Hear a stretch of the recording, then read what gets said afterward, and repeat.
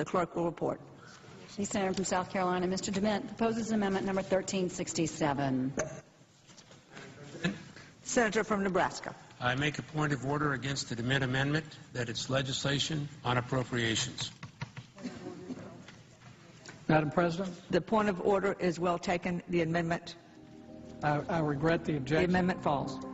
The people began asking themselves, why couldn't there be an audit of the Federal Reserve? The Fed has never once been audited. In the whole period of time, in the almost 90-some-odd years that the Fed has been around, the most powerful agency and independent agency, it has never once been audited. This is an absolute crime against the freedoms of this country. Do you think it would cause problems for the Fed or for the economy if that legislation was to pass? My concern about the legislation is that if the GAO is auditing not only the operational aspects of our programs and the details of the programs, but is making judgments about our policy decisions, that would effectively be a takeover of monetary policy by the Congress. Is that your position, that this bill, if it were to be passed, would interfere directly with interest rates, setting interest rates? If we were to raise interest rates at a meeting and someone in the Congress didn't like that and said, I want the GAO to audit that decision, wouldn't that be viewed as an interference? I wouldn't think so. This is just reviewing it, and you can do what you want. The Federal Reserve has never been subjected to an outside audit. And if you audit them, it's very likely that Greenspan, Bernanke, and Volcker might all go to jail. It was announced earlier today, that there will be a hearing on H.R. 1207, the bill to audit the Federal Reserve Bank. This will be the first independent audit in the Federal Reserve's 96-year history, and it's long overdue. Months ago, I asked the Vice Chairman of the Federal Reserve who received the $1 trillion in funds that the Federal Reserve has handed out to domestic institutions. He said, I'm not going to tell you.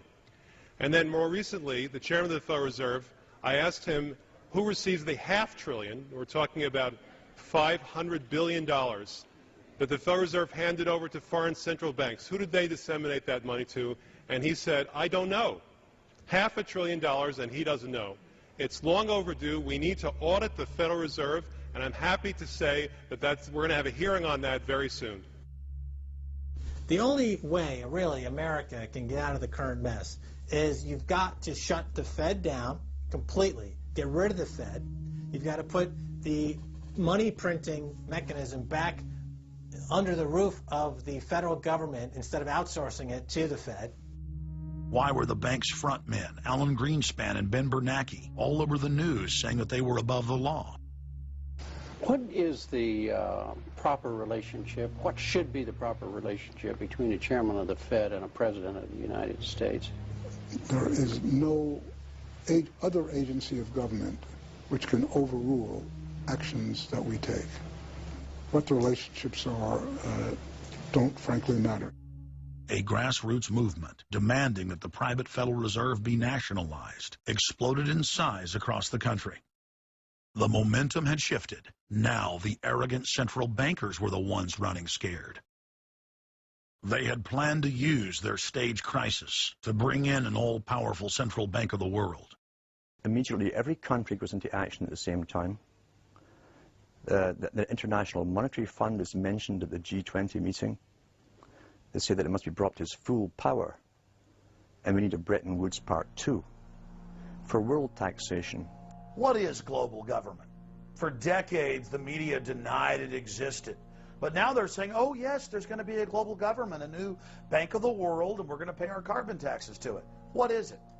It's nothing more than a private, hostile, corporate takeover of every sovereign nation on earth.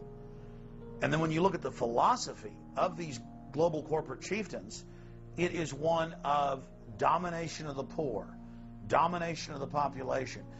It is a view that human life just isn't cheap. No, human life is a negative. And so no matter what they do, they have the rationale that it's in the greater interest to get rid of more human lives. They are so arrogant and they're so sure of themselves.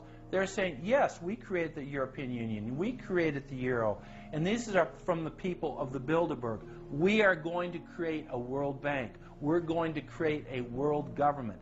They're saying it out loud and clearly. Suddenly, across the planet, their regional front banks had been identified by sovereign populations as the illegitimate shadow governments that they are.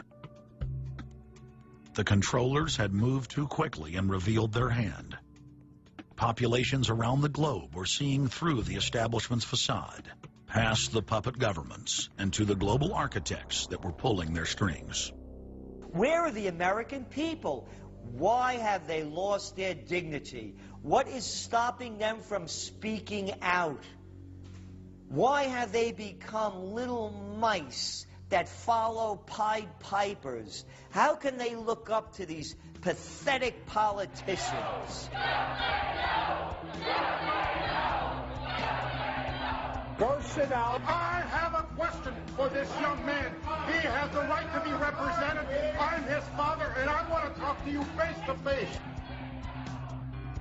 Look at your arm. Why not a lobbyist with all kind of money to stuff in your pocket so that you can cheat the citizens of this country? So I'll leave, and you can do whatever the hell you please to do. One day God's going to stand before you, and he's going to judge you and the rest of your damn cronies up on the hill. And then you will get your just desserts. As the public begins to awaken to the fact that Barack Obama has cold-bloodedly betrayed the pledges he made to the American people, the establishment media and Democratic leaders have invoked the tactic of divide and conquer. I think they're you be the judge of carrying swastikas and symbols like that to a town meeting on health care. An overwhelming portion of the intensely demonstrated animosity toward President Barack Obama is based on the fact that he is a black man. Desperate to ram their agenda through, they have played the race and class cards. You start to wonder whether, in fact, the word socialist is becoming a code word, whether or not socialist is becoming the new N-word. When I heard people going after the First Lady and the number of staff people they have, it sounds racist to me. It is essential that the establishment play the population off against each other, along the lines of Republican, Democrat, liberal, conservative, black and white. As long as the people are fighting with each other, they can never get together and remove the corporate dictatorship that has criminally seized power through the national security state. Just as George W. Bush betrayed his foolish followers, so must Obama, because his only allegiance is to his offshore masters. President Obama today nominated Ben Bernanke for a second four-year term as Federal Reserve Chairman. The president called his actions on the global financial crisis bold and out of the box. As an expert on the causes of the Great Depression, I'm sure Ben never imagined that he would be part of a team responsible for preventing another.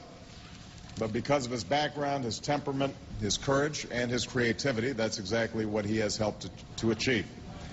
And that is why I am reappointing him to another term as chairman of the Federal Reserve. So Obama has made it quite clear by his actions, never mind his words, his actions, as to who owns him, who he works for, and who he serves. And it's not the American people. It is so obvious to anyone paying attention that the President of the United States is not the real person in control. Whether it is Gerald Ford or Jimmy Carter or Ronald Reagan or Clinton or Bush or Bush, Obama is no different. And to think that he is an independent figure is just crazy. And as Franklin Delano Roosevelt said, presidents are selected. They are not elected. Obama pledged that he would end NAFTA and GATT, and has since fought to expand both of them. Obama promised that he would have the most transparent administration ever, and he is already more secretive than Bush and Cheney ever were, even making it a secret who visits the White House. I can make a firm pledge. If your family earns less than $250,000 a year, if you make less than $250,000 a year, if you are a family making less than $250,000 a year, you will not see your taxes increased a single dime. You will not see your taxes go up.